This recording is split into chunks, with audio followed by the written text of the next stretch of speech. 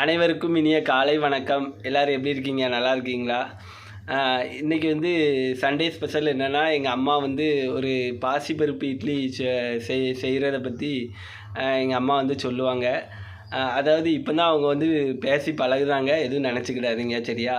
பாருங்கள், வீடியோ பாருங்கள் தொடர்ந்து. சொல்லுமா. பாசிப்பருப்பை ஊற வச்சு நல்லா இட்லி பதத்துக்கு அரைச்சி இட்லி தட்டில் வேக வச்சு எடுத்து வச்சுக்கிட்டு அப்புறம் இட்லியை நல்லா மிக்சியில் போட்டு நல்லா சுற்றி நல்லா உப்புமா பதத்துக்கு எடுத்துட்டு அப்புறம் சர்க்கரை பாகு காய்ச்சி ஊற்றி ஏலக்காய் முந்திரி பருப்பு எல்லாம் போட்டு நெய் நிறையா ஊற்றிக்கிறோம்.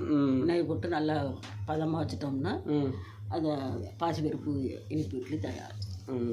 இதான் செய்முறை. அவ்வளோதானா? வேற என்ன சொல்லணும்? சரி சரி சரி சரி. இப்போ தானே பழகுத, போக போக தான் கொஞ்சம் கொஞ்சமாக. அவ்வளோதான், கொஞ்சம் கொஞ்சமாக தான் வரும். சரி, வீடியோ பிடிச்சா லைக் பண்ணுங்கள், கமெண்ட் பண்ணுங்கள். நன்றி.